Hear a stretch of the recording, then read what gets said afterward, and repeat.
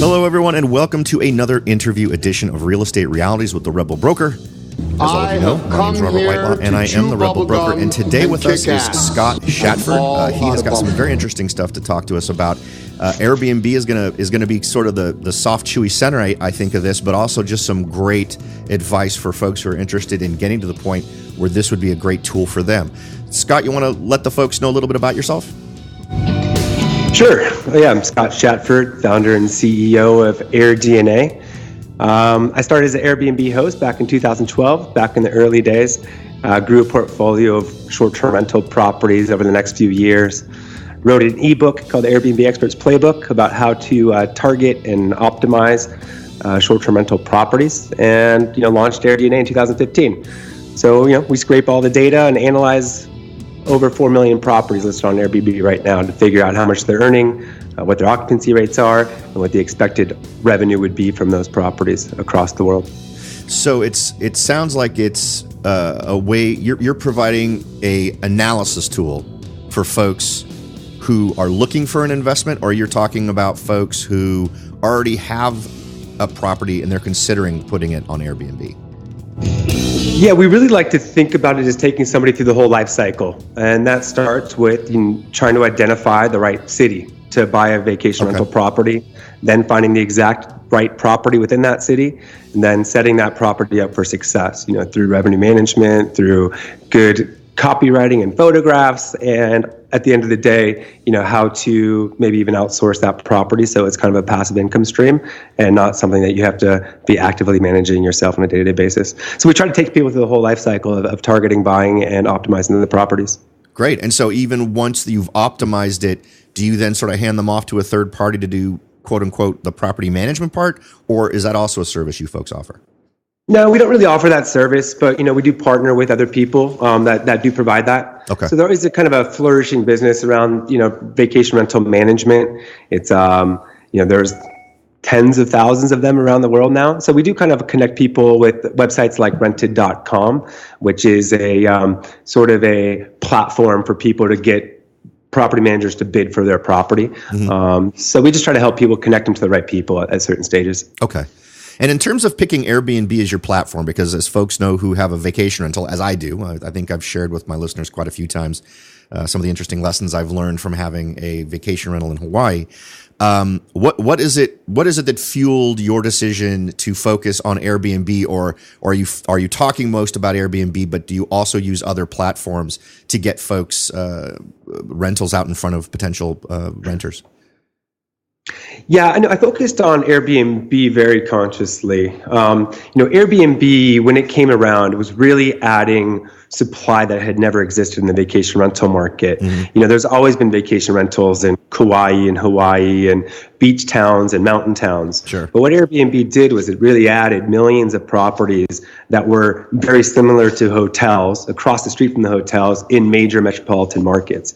And what that created was this opportunity, because there was this big difference between what a hotel was charging and what people were renting nice high-end condos across the street from those hotels for, right? And so it created this massive opportunity for people to be able to buy or rent these nice condos in really nice prime real estate and put them on the market, undercut the local hotel by 30%, and still make a very nice profit on those buildings. So that was kind of my initial thesis getting into this business, was how do you buy hotel looking properties, studio one bedroom properties across the street from the Four Seasons, and make some good money on those. Okay. And at what is there an optimal point? I mean, you've mentioned that you're kind of taking folks all the way from let's explore opportunities all the way to we're now optimized. Do you see a problem with someone sort of jumping on your train at any time during that process? Let's say someone's already acquired a property, and approaching you at that point is still a good thing, or has kind of the horse already left? No, I think once you've already acquired the property, right? I mean, you really want to, so you're going to set it up. And something like my ebook, there's lots of great resources to how to, write good, copywriting and take good pictures and all the kind of the basics, right?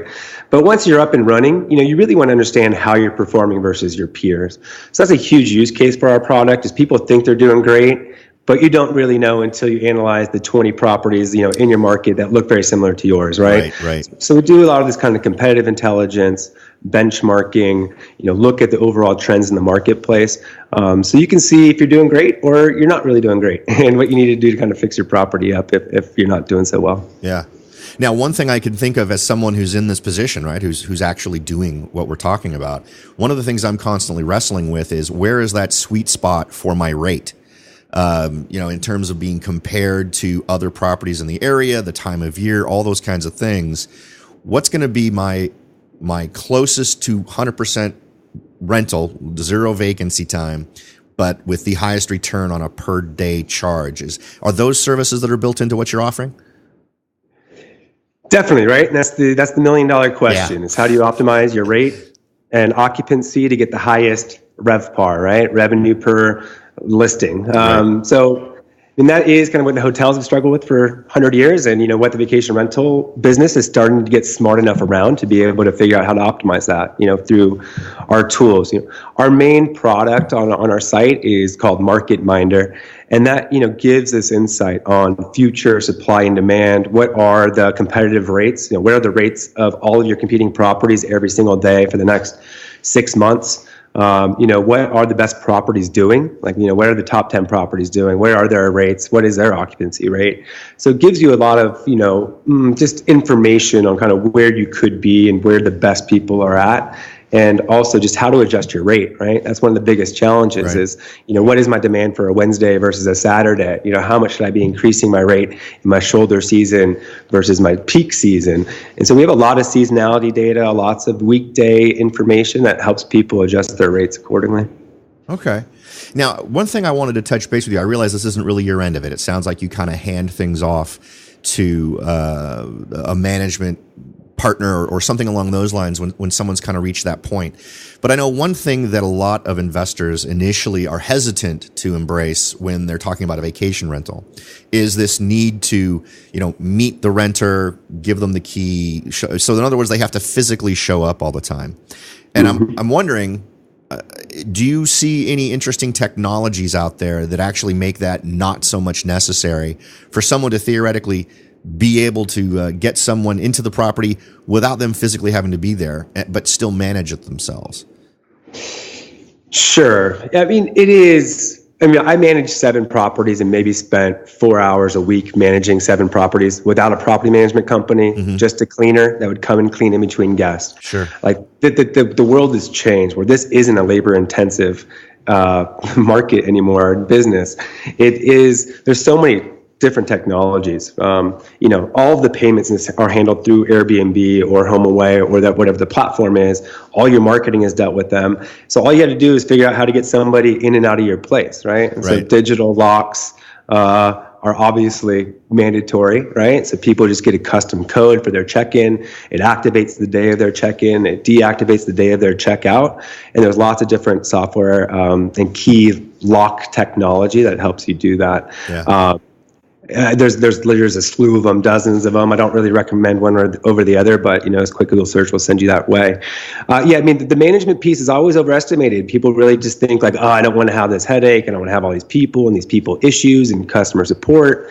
The reality is there's so many services out there that kind of take that all away from you for such a small piece of the pie, right? Like 5% of your rental revenue, people will take away your check-in, check-out issues, anything's going wrong, and then all you need to figure out is a local cleaner that you trust that can get in there and get out. And so I think people overestimate how much labor is involved in running these vacation rentals these days. Yeah, and the funny thing is I think, unfortunately, a lot of folks are looking for the reasons to not do something when they first jump in. And I think that's one reason why I think your service is so attractive, because it eliminates all of that right at the beginning. All they have to do is decide, I want to potentially invest. And if they start there with you, you can sort of walk them through that entire process. Now, let's pretend someone walks in your door and they want to invest. If we were talking regionally right now, this is someone who doesn't care where it is, doesn't be in their backyard or even in their state.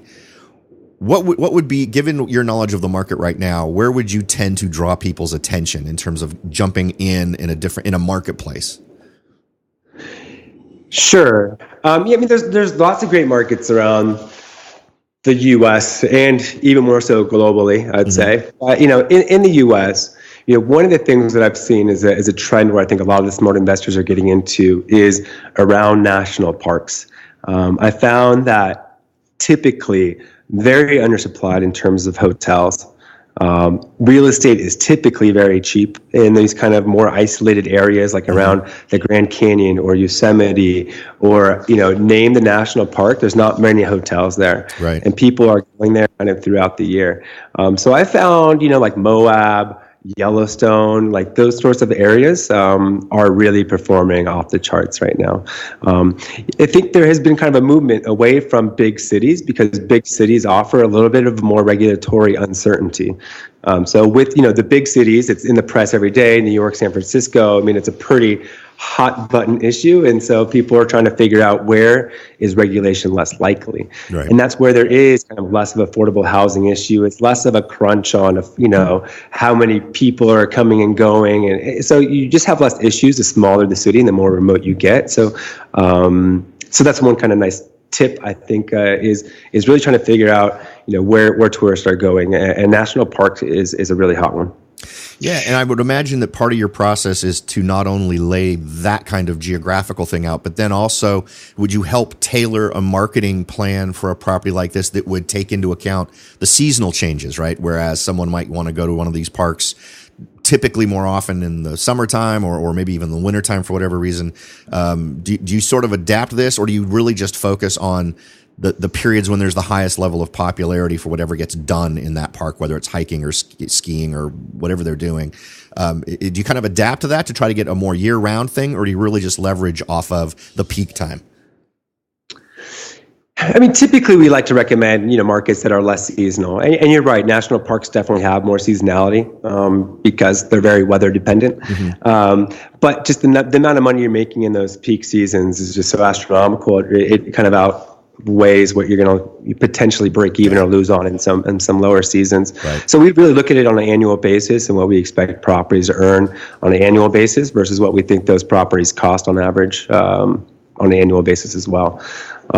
So yeah, I mean, in terms of like more general marketing plans, we have a lot of data about who's staying where and where they're traveling from. So, more sophisticated people that have hundreds or thousands of properties are looking at how to do more paid per ads and SEO, use some of that data to help them figure out how to, really cost effectively target people from China or people traveling from Japan or wherever it is. But, for that average guy who's got a few properties, it's typically not worth their time. Just focus on your Airbnb listing, make sure it's clean, make sure you're responding quickly, and the traffic and the visitors will come.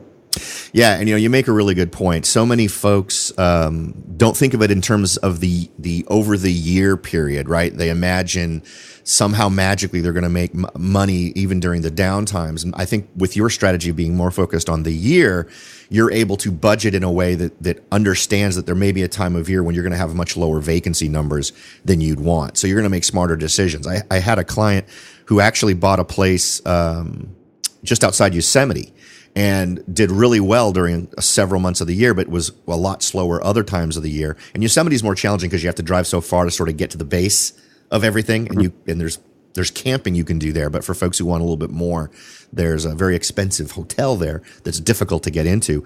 But understanding that seasonality is crucial, and it does sound like you account for that in helping to advise folks on appropriately budgeting and preparing their property for the market.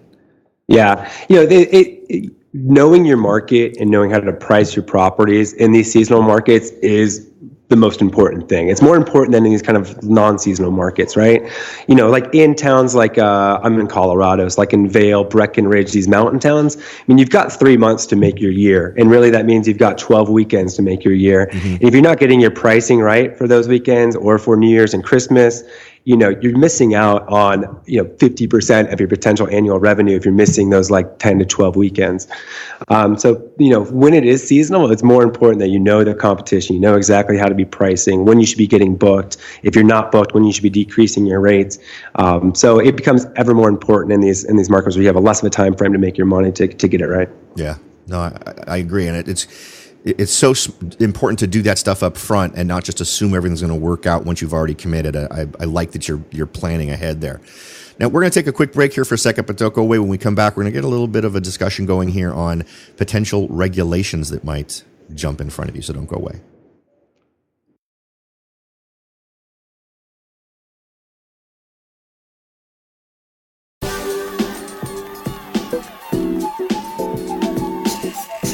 Are you ready to jump in and start your search for your first investment property? Maybe you've decided that it's time to own your own home, or maybe you're ready to sell your home and move on to something new. No matter what your goal is, the Rebel Broker can help. That's right, aside from hosting this show, I am also the owner, broker of Whitelaw & Sons Real Estate Services right here in Silicon Valley. With over 25 years experience serving Silicon Valley, Morgan Hill, San Martin, and Gilroy, I or one of my great agents can help you achieve your goals in real estate. So if you're ready to look into taking that next step towards achieving your real estate goals, point your browser at www.soldbyrobert.com. That's www.soldbyrobert.com and get in touch. Let me show you how I will earn your business and your respect. Again, that's www.soldbyrobert.com, or you can call me at 408-852-0525. California Bureau of Real Estate ID 00984-909. All right, welcome back. We are chatting with Scott Shatford. He is walking us through the wonderful world of Airbnb, how to get prepared for it, how his service will help you go from idea to virtually completed and ready to go. And we were talking a little bit earlier in the show about some regulations and how they might affect your investment. There was something I had read relating to Airbnb a couple of weeks ago relating to house, and I don't know, I apologize for not having the name of the city. I don't remember if it was Seattle or San Francisco, but it was some major metro, and the number of Airbnbs in that city supposedly dropped by nearly half. Are you familiar with what I'm talking about? Yeah, San Francisco recently passed some regulation where if you didn't have a license in place, that Airbnb was going to automatically remove your listing. And so that just became in effect about a week or two ago.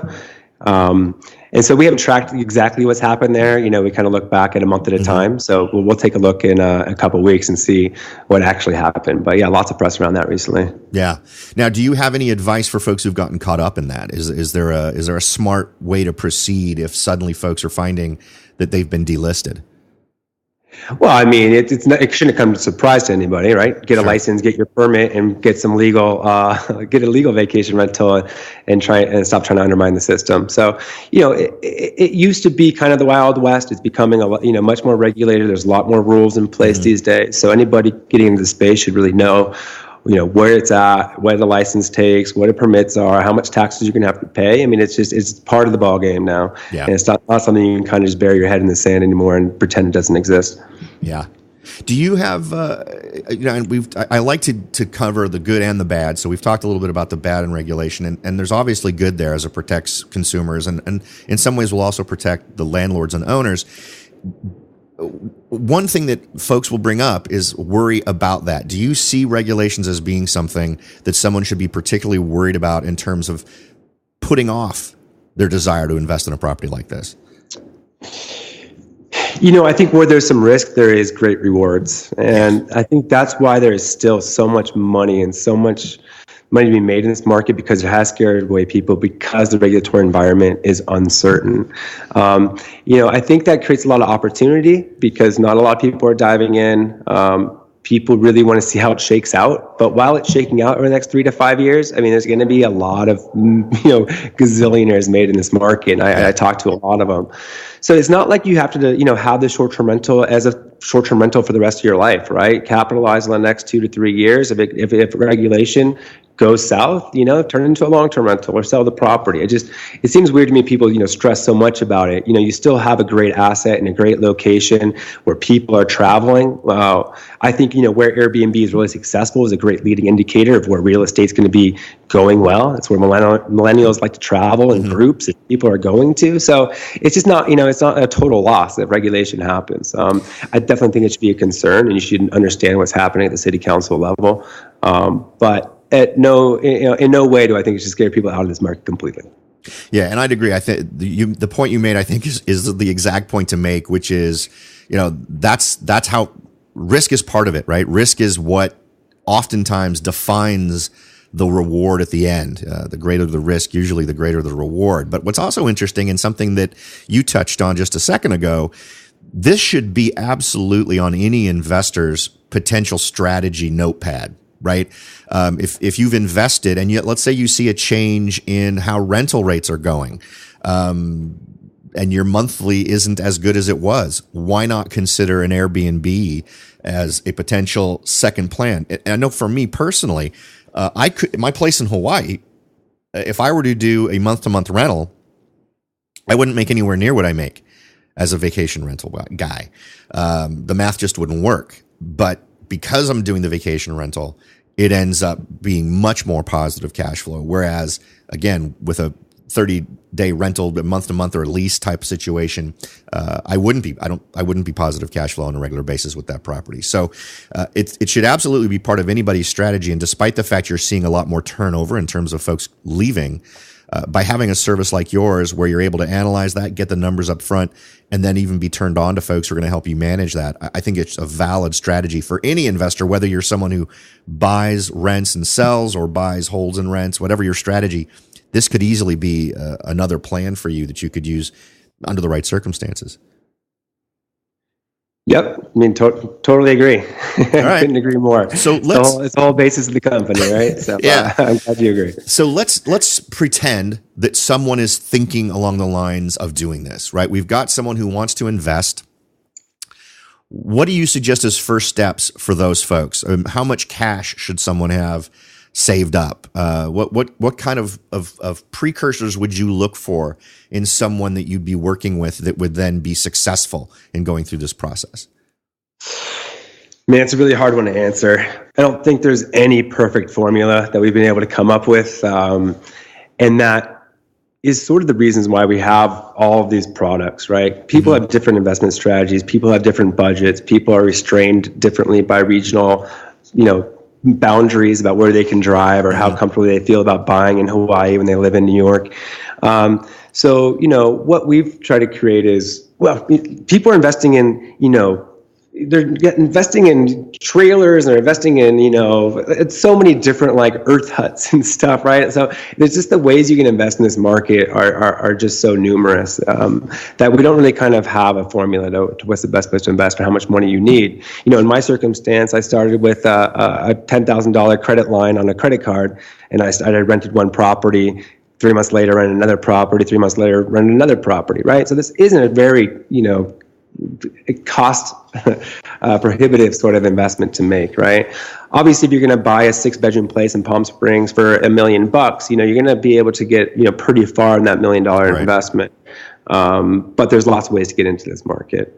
So that's a really interesting point. You made a kind of just a general reference there, but you mentioned trailers, mud huts. We could add yurts to the list. So it sounds like you could have a very unconventional piece of property that you could put up on Airbnb and start making money on it right away. Is that correct? Yeah, no, it's totally correct. I'm always amazed by what people are coming up with, right? They're putting a bunch of Airstreams in Joshua Tree and making a killing, or they're putting a bunch of like tractor trailers and stacking them and creating some living, somewhere in Utah outside of Moab and making a killing, right? So I think people are getting pretty creative about, what does a vacation rental look like these days and how much does it really cost to put up some modular housing in some like national park sort of area and what those returns look like. So, people are looking for something that's interesting, right? People don't want to stay a 4-bedroom home anymore. They want something that they can write home and put on Instagram and say, like, look at this crazy place I stayed in. So those places that can really look unique and photograph well, are really, really successful on the platform these days. Yeah, and you make a great point. I'd been thinking so conventionally. Your example of the condo across the street from the Four Seasons in wherever. Those are, in my head, I create numbers. Yeah, that's a competitive advantage. You can offer these numbers. You're getting the same location. So great business stuff. But then there's the person who wants to hear the wind whipping through their yurt in the middle of the desert. And that person, that market is also so reachable. And even though it may be much smaller than that person who wants to be on 52nd Street or whatever, through the internet and through Airbnb, there doesn't need to be billions of them. There just needs to be thousands of them in order for it to become a market that you can easily cater to. Yep, that's exactly right. All right. So the key there is, don't think that whatever you have to offer isn't mainstream enough, because the whole point of this is that you don't have to be mainstream. And it sounds like from what you're saying, not mainstream or being very niche in what you're offering is actually a good thing. Yep. No, I mean, I think that is what it is. I mean, Airbnb, who's traveling on Airbnb is typically younger and looking for an adventure and an experience. Mm-hmm. So they don't want a kind of a stale corporate housing looking place with the same couch and the same, 20-year-old picture on the wall in every single unit, right? They're looking for something that pops and sticks out at them. And, it's way easier to get press on those properties. It's way easier to get your wish list up on those sorts of properties. So uniqueness really does have its huge advantages in the marketplace. And I kind of preach that from all different levels. It's not just kind of the property, but how you're decorating a property goes a long way in this marketplace, right? Lots of color, lots of stuff on the walls, great throw pillows. I mean, people usually cheap out on those like final steps that cost $1,000 or $2,000 to really make that like interior decorated feel of a property, and that just kills you at the end of the day, right? So making those little investments in the flowers and the stuff on the walls, a lot of people geek out on exactly how to decorate these properties to be successful, and it does pay dividends. So there's lots of ways. I went with the stuff I inherited from the previous owner I got rid of a few really tacky things, but I didn't really go in there and go crazy. And now I'm thinking, man, I need to go back to my place in Hawaii and see what kind of new life I can breathe into it with some cool decorations.